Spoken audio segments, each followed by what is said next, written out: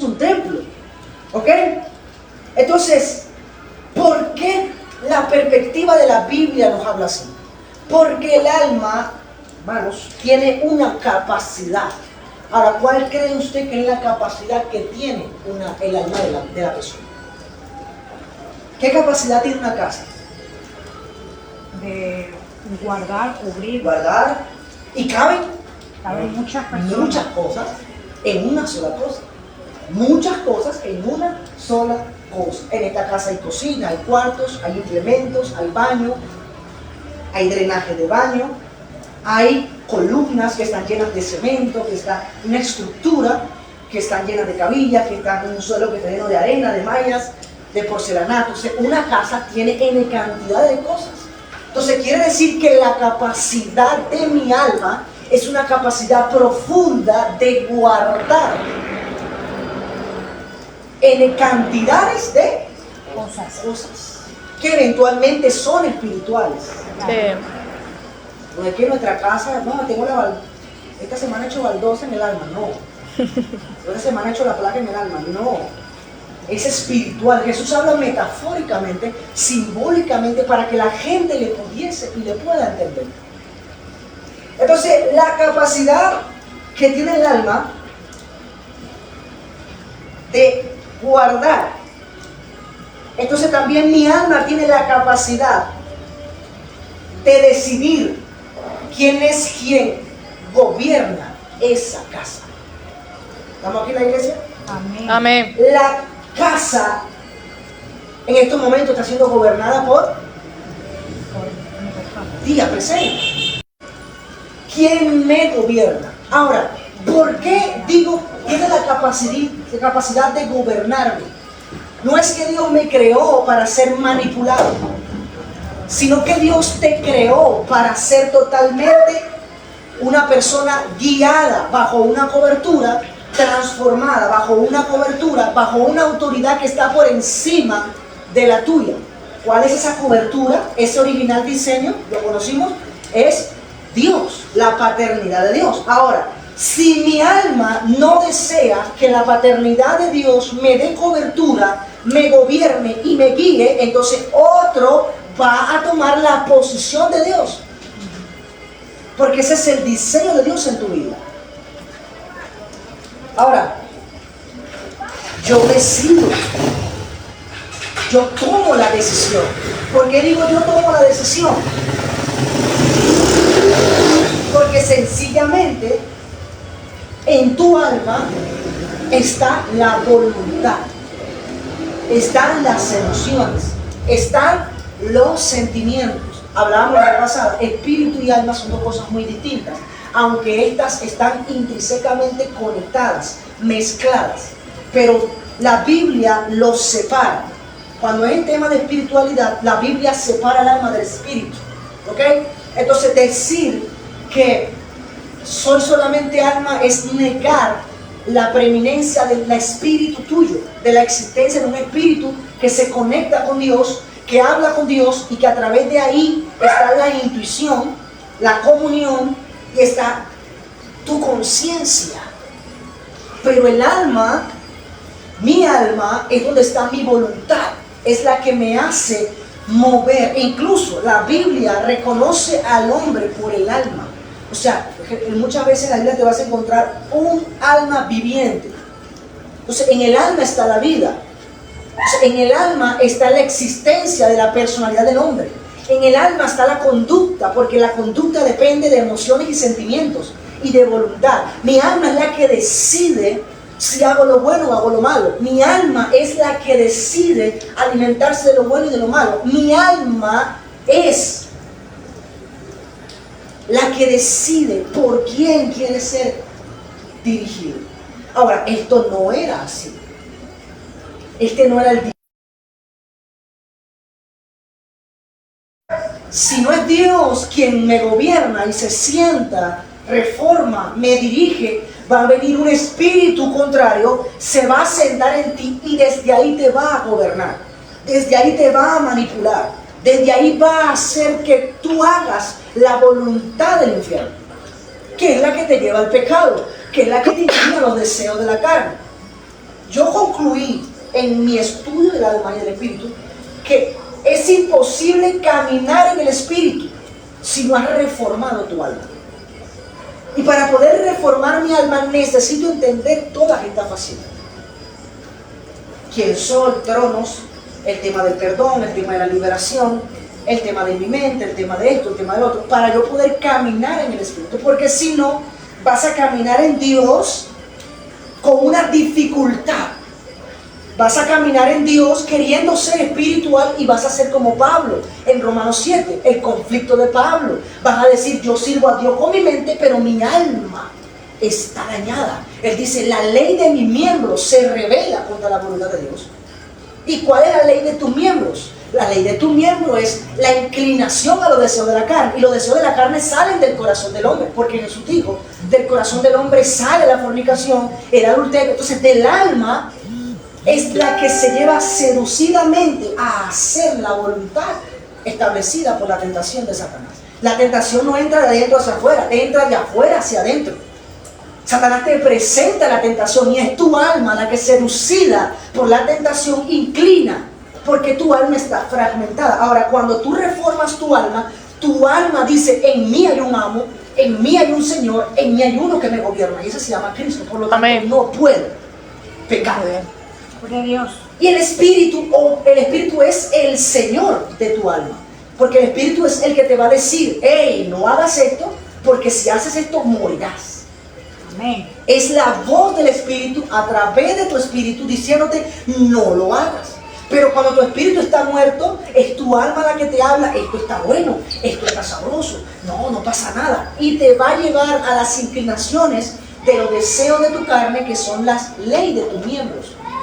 Por eso Pablo tenía este conflicto. Sirvo a Dios en mi mente, o sea, la palabra mente, psique, nefes, es espíritu. Él dice, en mi espíritu, en mi mente sirvo a Dios, pero en mi cuerpo y en mi alma estoy mal. Por lo tanto, no hago lo bueno, sino lo malo. Pero él dice más abajo, pero gracias a Jesucristo, o sea, ya él solventó el problema. Gracias a Cristo, yo he vencido con este conflicto.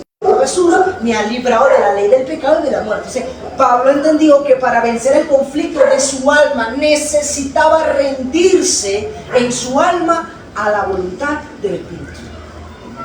Y esto es un proceso de oración, esto es un proceso de renuncia, es un proceso de liberación, es un proceso de sumisión. Someterte a la gracia no es hacer nada por tus fuerzas, sino hacerlo por la voluntad del Padre. ¿Amén?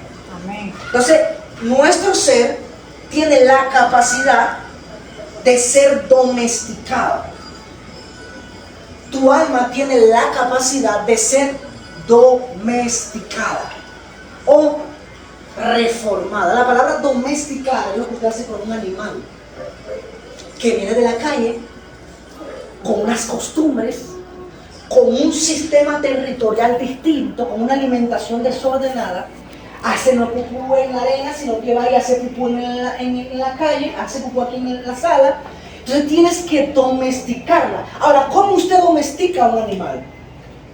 Enseñándolo. Te agarra el animal, aquí no se hace pupú, mucha gente lo restriega. Tipo Carolina lo restriega, Michael come pupú, come miau. Y el animal, por conciencia, por instinto, o sea, el animal por ese instinto del animal sabe que fue revolcado en algo que no le pareció bien al amo. Por lo tanto, él las dice, no, aquí no hago pupú, voy para afuera, pues si no me revuelca. Entonces, el animal cambia la conducta. Entonces, ¿qué pasa? Que Dios tiene que reformar el alma bajo la disciplina de sus juicios, de la manera que esa reforma no es agradable. Porque ahí es donde vas a sentir el conflicto. ¿Pero por qué? Si yo quiero, esto era rico, todos se fueron, todos se alejaron. Porque la reforma del alma es ir en contra de todo lo que a ti te parecía deseable, gustoso, sabroso. Si por ejemplo eres flojo para la oración, tienes un problema en el alma. ¿Por qué? Porque estupor siempre te está ministrando. Pero cuando tú recibes la disciplina, Jesús te dice,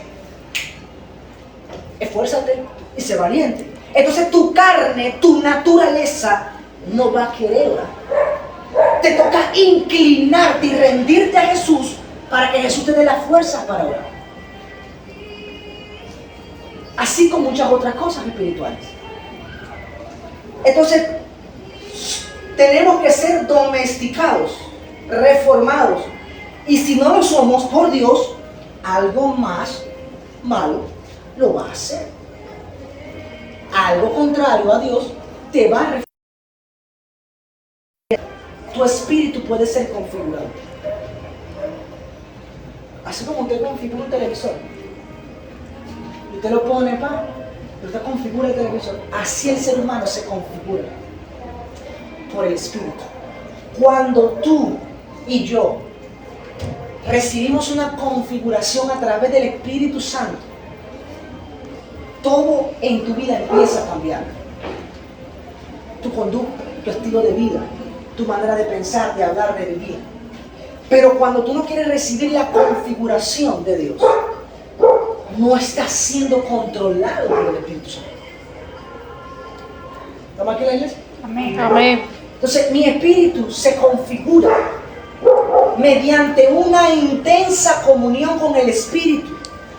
Por lo tanto, lo que a mí me gustaba, el Espíritu Santo me lo configura de la manera que me ayuda y me dice, niégate a lo que a ti te pareció bueno. Diga conmigo, necesito ser domesticado. Ser domesticado. Ahora, la pregunta es, ¿cuál es mi condición antes de ser reformado por Cristo? ¿Cuál es mi condición antes de yo ser reformado? O sea, ¿cuál es mi condición antes de yo ser domesticado en el alma?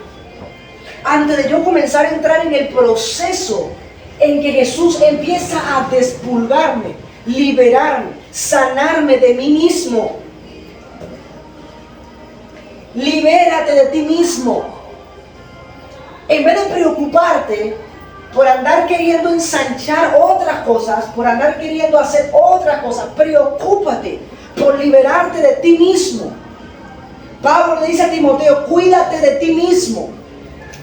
El peor error del cristiano, lo digo por experiencia, es querer ministrar, es querer ir, y eso es muy bueno, pero necesitamos, para poder ser efectivos, liberarnos de nosotros mismos, ser libertados de nosotros mismos.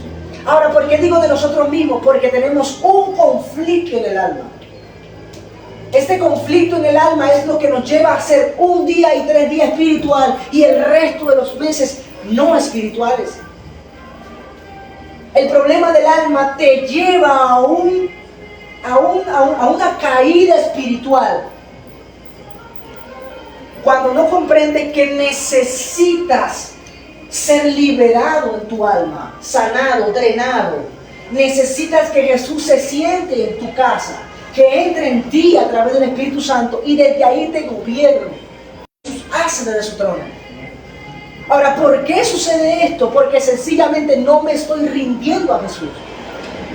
Ahora, yo no pretendo agradarle a todo el mundo. Yo no pretendo a que todo el mundo me ame. Yo lo que pretendo es hacerle entender a la gente que soy un pecador arrepentido, que vengo con problemas en mi alma del mundo a ir a Cristo para que Él me reforme. Entonces, ¿qué actitud tengo yo? Me rindo ante Jesús y mediante su gracia Él me va a ir reformando. Ahora, tienes que aceptarlo. O sea, tú y yo tenemos que aceptarlo. Algo que me ministraba el Señor es el problema que yo tengo con mi iglesia es que no son sinceros en el alma. O sea, van a la presencia de Dios y solo quieren ir y presentar la problemática de otros. Ve a mi presencia y sé sincero conmigo de lo que está pasando en ti. Ven, siéntate conmigo y pongámonos a juicio tú y yo. ¿Sabes, Dios? Yo tengo una soberbia con la que estoy peleando. Necesito que me muestres cómo vencer a esta soberbia. Y Jesús viene porque te estás rindiendo a Él. Y la ley de vida viene en ti y te ayuda a vencer. Igualmente con el orgullo, igualmente con la altivez, igualmente con todos los problemas del alma. Porque entonces, ¿qué pasa? Que como sentimos la presencia, como Dios no habla, como hablamos en lengua, ya todo está completado. Pero resulta que en un momento salió a reducir mi carácter. Y resulta que humillé a alguien. ¿Y qué pasa? Viene el Satanás y te culpa. Esto no es lengua. ¿Por qué?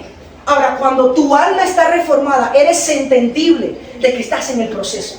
Pero cuando te sientes totalmente ya haberlo alcanzado, tu conciencia te culpa.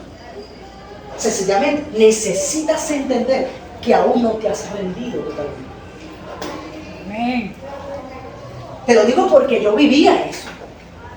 Me esforzaba tanto en agradar a Dios, tanto, en agradar a Dios para querer ser totalmente pulido en la presencia de Dios, que cuando yo fallaba, cuando algo me pasaba, mi alma se rebelaba contra Dios. Tanto que me esforcé ayunando y mira lo que terminé haciendo.